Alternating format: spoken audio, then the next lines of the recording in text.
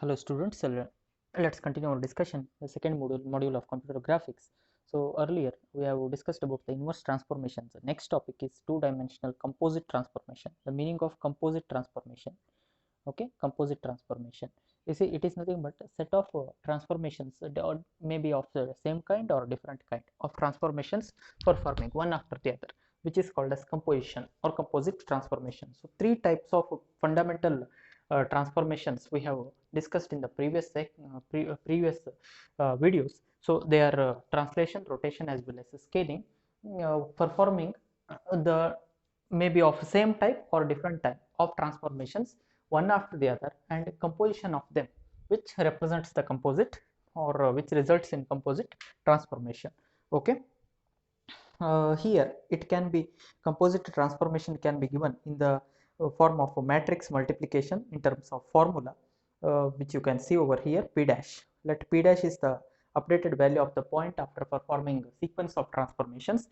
Let m2 be one type of transformation matrix, m1 be the another type of transformation matrix, and p is the original value of the point. Earlier we have discussed in the previous section, we have considered the transformation like translation. We have considered p dash equal to t, where t was the translation matrix t of tx, small tx comma ty into p, right? Refer to previous videos. Then rotation we have considered in the same way, p dash equal to r of theta into p.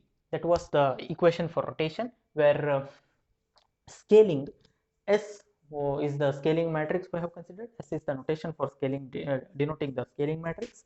Then p dash equal to s into p.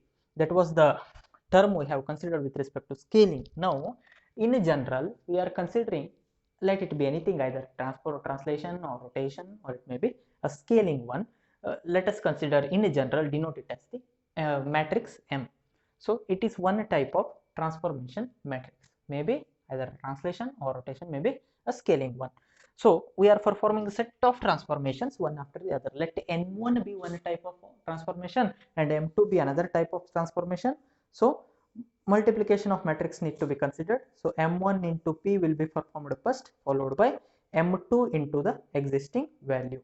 So in general it can be written as p dash equal to m into p, where m represents composition of matrix, that is composite matrix for transformation.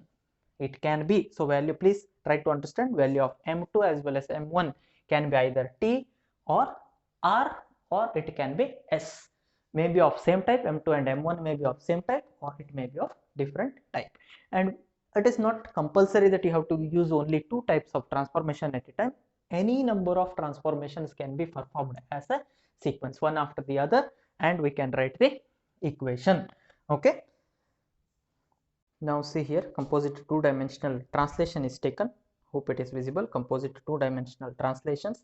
So two different translations are taken at a time, one after the other as a sequence, and we are trying to write the formula. So p dash is nothing but, what is p dash now? M2 into m1 into p. That is what we have discussed as a general formula. Now replace that m2 and m1 by translation matrix, since we are talking about the composite translation, isn't it? Composite translation, see the thing which I have highlighted, composite translation. So the general notation m2 as well as m1, we are going to replace them by particular type of the matrix, that is T2. Let us consider T2 as well as them as the T2 as well as the T1, or T of, see, T2x comma 2y here, that is for T2, and this is for T1. Check the pointer, T of T1x comma T1y in multiplication with the original value or original point, say xy, which is denoted by matrix P, right? Then the same thing is described here. T of, that is the second translation matrix in multiplication with the first translation matrix in multiplication with the original matrix that represents the point P. Okay, now T2 as well as T1, how to write its content, the vector form. So recall the contents of homogeneous coordinate system, what we have discussed in the previous video. So translation matrix in homogeneous coordinate system. We have considered them as, see, for it contains 3 parameters, 3 rows and 3 columns. Since we are talking about the 2D system, so homogeneous coordinate representation for the translation should be having a 3 cross there should be a 3 cross 3 matrix. So first row, first column, you can say it as a 0 through 0 column, because indexing starts from 0. That will represents the coefficient of x. Then 0 through first column will be represents the coefficient of y, and next is the last column, which represents the constant value. Okay. Similarly for second row as well, but the third row, which represents the parallel plane, that is z, so only the last parameter should be kept as 1, the constant value. Rest all remains as 0 only. That is the standard notation we have discussed in our previous video, yesterday's video. So observe the second matrix, the translation matrix, 1 0 t 2x is written. So instead of tx, we have considered t2x, right? This is the second action, that is translation. For the second time we are doing. Then 0 1 to t 2y as well as 0 0 1. In multiplication with observe here, we have considered t1x, isn't it? 1 0 t1x, 1 0 1 t1y as well as 0 0 1. If you go for matrix multiplication, so 3 cross 3 in multiplication with 3 cross 3, once again you will be getting a 3 cross 3 matrix only. You can go for matrix multiplication. So this is the simplified answer. What will happen? The last parameter t1x will be added with the t2x, t1y will be added with t2y. Here check the thing which I am highlighting. Okay, this is what the result is of multiplication of the translation matrices of t1 as well as t2, right? Fine. Similarly, we can define the composite two-dimensional rotation as well. So composite two-dimensional rotation, in the same way how we have defined the translation, in the same way, that is t2 and t1 are the sequence of translations we have performed earlier. Now we are performing r2, that is r of theta 2 as well as r of theta 1 as the sequence of transformation. That is one kind of transformation only, sequence of rotations we are performing. So first r of theta 1 will be performed, followed by theta 2. First a model will be rotated for an angle, let it be theta 1, maybe 30 degree. Okay, immediately after that, from the particular position, it will be rotated further, say 40 degree, call it as theta 2. Okay, r of theta 2 in multiplication with r of theta 1 in multiplication with the original value, that is xy, which is denoted as p. Okay, the same thing what we have written earlier, in the same way we are writing. So r of theta 2 into theta 1, you will get, after simplification, theta 1 plus theta 2 only. So total value, what is the total value of the rotation? Total value of the rotation, it is easy to define. First 30, it is rotated for 30 degree. In the next interval, it is rotated for 40 degree, assume. So what is the total angle displacement value you have taken? Theta 1, it should be theta 1 plus theta 2, isn't it? That is 30 plus 40, 70. So r of theta 2 into r of theta 1, you will be getting r of theta 1 plus theta 2 or theta 2 plus theta 1, whatever. You can go for simplification, you will get the same answer. Okay, how we got now t1x in addition with the t2x. In the same way, see, theta 1 is added with theta 2. That is what the final angle. Okay, so this is written like this. So we can write the content like this. So p dash can be denoted as r of theta 2 into r of theta 1, which will be equivalent to r of theta 2 plus theta 1 or theta 1 plus theta 2 in multiplication with the original value. So matrix multiplication, it is r represents the rotation matrix, p represents the original point. We are getting p dash.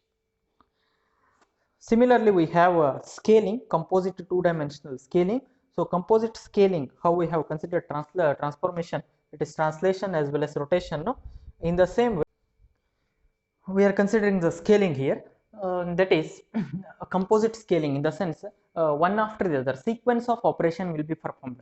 A model will be scaled, then immediately in the next interval it will be scaled once again. So scaling is nothing but the resizing. So we are going to resize the model, then immediately we are going to perform one more action, that is resizing only once again, okay, of the existing model, the updated model. Say how we have performed T2 as well as T1, that is for translation, and R2 as well as R1 for rotation. In the same way, we are going to perform S2 as well as S1. S1 is followed by, S1 will be performed first, followed by S2.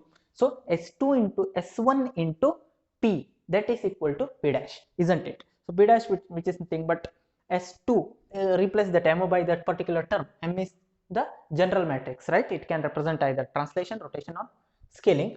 So we are talking about composite scaling. Sequentially we are performing scaling operation twice. So let it be S2 in multiplication with S1 in multiplication with the original value, say P. So what will happen? How to mention S2? S2, recall our recall from previous videos. So homogeneous, once again homogeneous coordinate system representation for scaling, 3 cross 3, it's a 3 cross 3 matrix, right? First you have to consider the coefficient of S, let it be Sx, that Sx we have to consider S2 as well as S1 suffix, because twice you are performing, no? Let us use the suffix 2 as well as 1. This represents a matrix S2. This represents in multiplication with this represents S1. Okay, S2 is multiplication with S1 in multiplication with P, you will get P dash. So for your reference, I'll write here P dash is S2 in multiplication with S1 in multiplication with P. Okay, S2 and S1. The contents of S2 are written over here. Check S2x 0 0. This is the coefficient of S. Then coefficient of x, coefficient of y. That is for for the this is the coefficient of y. In the second row we have to write like this. So x parameter is a 0 for the second formula.